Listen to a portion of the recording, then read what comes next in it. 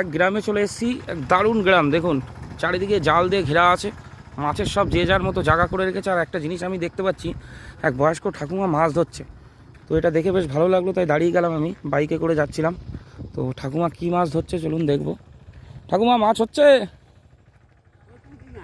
পুঁটি ছোট ছোট ঠাকুমা? ও, কী দিয়ে ধরছো? শামুক দিয়ে নাকি? বাহ, সুন্দর। তো কতগুলো ধরেছো সকাল থেকে নাকি? কেবল আসলে? 2-4টে মনে হয় হয়েছে না? ওই তো খাচ্ছে। বাহ, দেখুন সুন্দর খাচ্ছে।